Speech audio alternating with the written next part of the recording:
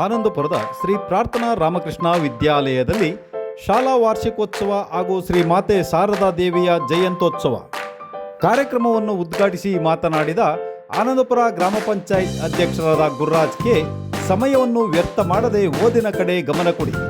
ತಂದೆ ತಾಯಿಗಳು ಮಕ್ಕಳ ಭವಿಷ್ಯದ ಬಗ್ಗೆ ಉತ್ತಮವಾದ ಕನಸನ್ನು ಕಂಡಿರುತ್ತಾರೆ. ಅದಕ್ಕೆ ಚ್ಯುತಿ ತರದಂತೆ ವಿದ್ಯಾರ್ಥಿಗಳು ಉತ್ತಮ ರೀತಿಯಲ್ಲಿ ಶಿಕ್ಷಣವನ್ನು ಪಡೆದು ಉತ್ತಮ ಪ್ರಜೆಗಳಾಗಬೇಕು ಎಂದು ತಿಳಿಸಿದರು. ಕಾರ್ಯಕ್ರಮದ ಅಧ್ಯಕ್ಷತೆ ವಹಿಸಿದ ಪ್ರಾರ್ಥನಾ ರಾಮಕೃಷ್ಣ ವಿದ್ಯಾಲಯದ ಸಂಸ್ಥಾಪಕರಾದ ಡಿ.ಎಂ. ದೇವರಾಜು ಮಾತನಾಡಿ, ನಮ್ಮ ವಿದ್ಯಾಸಂಸ್ಥೆಗಳು ಪ್ರತಿ ವರ್ಷ ಸತತವಾಗಿ ಎಸ್ಎಸ್ಎಲ್ಸಿಯಲ್ಲಿ 100ಕ್ಕೆ 100 ಫಲಿತಾಂಶವನ್ನು ಪಡೆಯುತ್ತಿದೆ ಹಾಗೂ ನಮ್ಮ ವಿದ್ಯಾರ್ಥಿಗಳು ಕ್ರೀಡೆಯಲ್ಲಿ ರಾಜ್ಯ ಮತ್ತು ರಾಷ್ಟ್ರ ಮಟ್ಟದಲ್ಲಿ ಸಾಧನೆ ಮಾಡಿರುವುದು ನಮ್ಮೆಲ್ಲರಿಗೂ ಹೆಮ್ಮೆಯ ಸಂಗತಿಯಾಗಿದೆ ಎಂದು ಮಾತನಾಡಿದರು. ವೇದಿಕೆಯಲ್ಲಿ ಉಪಾಧ್ಯಕ್ಷರಾದ ಮುಕಾಬು, ಗ್ರಾಮ ಪಂಚಾಯತ್ ಸದಸ್ಯರಾದ ಮೋಹನ್ ಕುಮಾರ್, ಗಜೇಂದ್ರ, ರೂಪಲತಾ, ರಾಘವೇಂದ್ರ, ಸಿರಿಜಾನ್, ಲಲಿತಮ್ಮ, ಸೌಮ್ಯ, ನೇತ್ರಾವತಿ, ನವೀನ್, ರವೀಂದ್ರ ಇನ್ನಿತರರು ಉಪಸ್ಥಿತರಿದ್ದರು.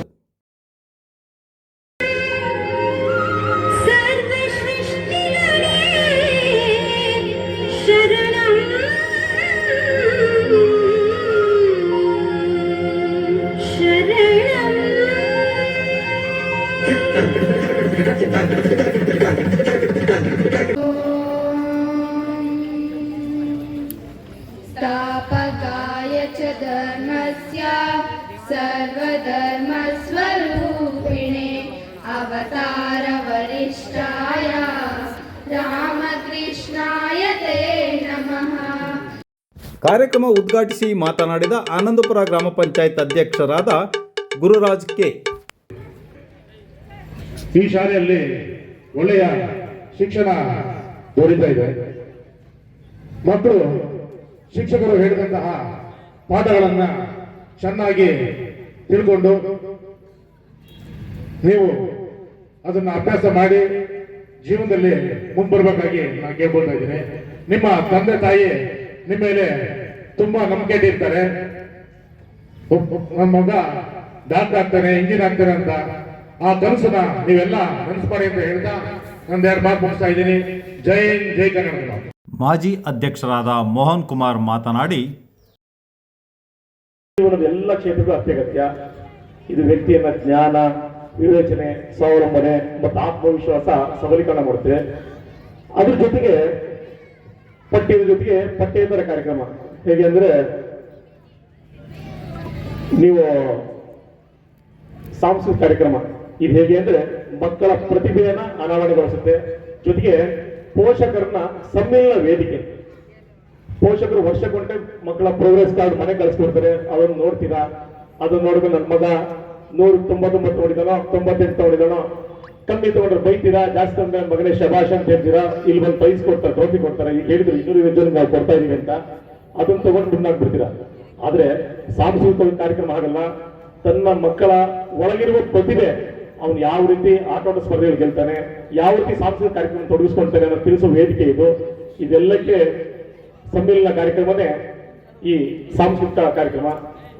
ಮಾಜಿ ಉಪಾಧ್ಯಕ್ಷರಾದ ರೂಪಲತಾ ಮಾತನಾಡಿ, ಪ್ರತಿ ವರ್ಷನೂ ಸ್ಪೋರ್ಟ್ಸು ಬರೀ ಬುಕ್ಕಿನ ಓದಿನಲ್ಲೇ ಮಕ್ಕಳನ್ನ ನಿರತರಾಗಿ ಇಡಬಾರ್ದು ಅಂತ ಹೇಳಿ ಆಟೋಟ ಸ್ಪರ್ಧೆಯಲ್ಲೂ ನಿರತರಾಗಿ ಮಕ್ಕಳನ್ನ ಒಂದು ಗುರಿಯನ್ನ ಮುಟ್ಟೋ ತನಕ ಇವರು ಈ ಸ್ಕೂಲಿನ ವಿನಯ್ ಸರ್ ಅವರು ತುಂಬಾ ಪ್ರಯತ್ನ ಪಟ್ಟು ಅವರ ಒಂದು ರಾಜ್ಯ ಮಟ್ಟ ತಾಲೂಕು ಮಟ್ಟಕ್ಕೆ ಹೋಗಿ ಹಾಗೆ ರಾಜ್ಯ ಮಟ್ಟಕ್ಕೆ ಎಲ್ಲ ಹೋಗಿದಂತ ಮಕ್ಕಳನ್ನ ನಮಗೆ ಅವರ ಹೆಸರು ಹೇಳಕ್ಕೂ ತುಂಬಾ ಖುಷಿ ಆಗುತ್ತೆ. ಯಾಕಂದ್ರೆ ಈ ಶಾಲೆಯ ಮಕ್ಕಳ ರಾಜ್ಯ ಮಟ್ಟಕ್ಕೆ ತಾಲೂಕು ಮಟ್ಟಕ್ಕೆ ಹೋದಂತ ಮಕ್ಕಳನ್ನ ನನಗೆ ಪ್ರೋತ್ಸಾಹ ಕೊಡಬೇಕು ಅಂದ್ರೆ ಬಹಳ ಖುಷಿ ಆಗುತ್ತೆ.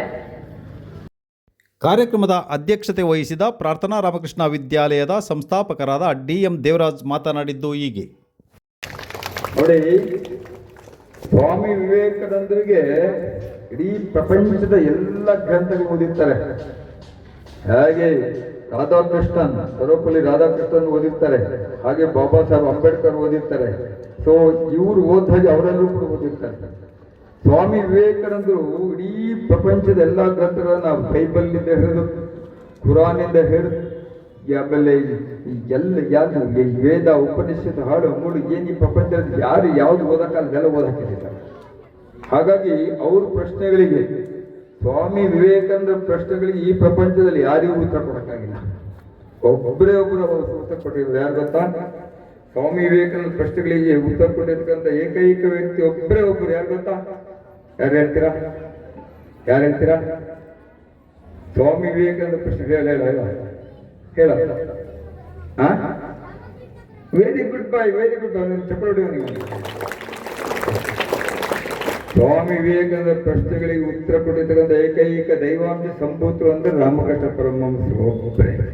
ಯಾಕೆ ಅವ್ರು ಆನ್ಸರ್ ಕೊಟ್ರು ಅಂತಂದ್ರೆ, ಅವರು ಸಾಧನೆ ಮಾಡಿ ದೇವರನ್ನ ಸಾಕ್ಷಾತ್ಕಾರ ಮಾಡಿಕೊಂಡು ದೇವರಾಗಿರ್ತಕ್ಕಂಥ ಮಹಾನ್ ಪುರುಷ ರಾಮಕೃಷ್ಣ ಪರಮಹಂಸ. ಸರ್ವಧರ್ಮ ಸ್ಥಾಪಕರು. ಆ ಧರ್ಮ ಈ ಧರ್ಮ, ಆ ಜಾತಿ ಈ ಜಾತಿ, ಆ ಮತ ಈ ಮತ, ದೂರಾಚೆಗೆ ಎಲ್ಲಾ ಧರ್ಮದ ಸಾರವು ಒಂದೇ. ಯಾಕೆ ಹೊರಡ್ತೀರಾ? ಯಾಕೆ ಕರ್ಮಖಂಡ ನಂದು ನಂದು ಸಾಯ್ತೀರಾ? ಎಲ್ಲಾ ಧರ್ಮದ ತೇಳು ಒಂದೇ. ಮನುಷ್ಯನಾಗುತ್ತೆ ಧರ್ಮ ಹೇಳೋದೇನು? ಮನುಷ್ಯ ಯಾವ ಧರ್ಮನೂ ಕೂಡ ನೀನು ಅದಾಗಿದ್ದಾಗೋದೆ. ಎಲ್ಲಾ ಧರ್ಮ ಹೇಳೋದು ನೀನು ಒಳ್ಳೆ ಮನುಷ್ಯ ಆಗು, ಮುಕ್ತಿ ಮಾಡಕ್ ನಿನ್ ಮನಸ್ಸನ್ನ ತಿರುಗಿಸು. ಅದು ಬಿಟ್ಕೊಂಡು ಅನ್ಯತಾ ಭಾವಿಸ್ಕೋಬೇಡ, ಮತೀಯವಾಗಿ ಆಲೋಚನೆ ಮಾಡಬೇಡ ಅಂತ ಹೇಳಿ ಮತಗಳ ಮತ್ತು ಧರ್ಮಗಳ ಘೋರ ಯುದ್ಧದ ಸಂದರ್ಭದಲ್ಲಿ ಅವತರಿಸಿರ್ತಕ್ಕಂಥ ಮಹಾನ್ ಪುರುಷ ಅಂದ್ರೆ ರಾಮಕೃಷ್ಣ ಪರಮಹಂಸ. ಅವರೊಬ್ಬರೇ ಅವರ ಪ್ರಶ್ನೆಗೆ ಉತ್ತರ. ಯಾಕೆ ಉತ್ತರ ಹೇಳ್ತಾ ಇದ್ದ? ಅವರು ದೈವಾಂಶ, ದೇವರಾದರು. ಹಾಗಾಗಿ ಕಾರ್ಯಕ್ರಮದಲ್ಲಿ ಪ್ರಾರ್ಥನೆಯನ್ನು ವರ್ಷಿತಾ ಮತ್ತು ಸಂಗಡಿಗರು ನಡೆಸಿಕೊಟ್ಟರು. ಸ್ವಾಗತವನ್ನು ಮುಖ್ಯ ಶಿಕ್ಷಕರಾದ ವಿಕಾಸ್ ನಡೆಸಿದರೆ, ವಂದನಾರ್ಪಣೆಯನ್ನು ಸುಶೀಲಾರವರು ನಡೆಸಿಕೊಟ್ಟರು. ಇಡೀ ಕಾರ್ಯಕ್ರಮದ ನಿರೂಪಣೆಯನ್ನು ಶಾಲಾ ವಿದ್ಯಾರ್ಥಿಗಳಾದ ಸಮನಾ ಮತ್ತು ಆದ್ಯ ನಡೆಸಿಕೊಟ್ಟು ವಿಶೇಷವಾಗಿ ಕಾರ್ಯಕ್ರಮ ನಿರೂಪಿಸಿದರು.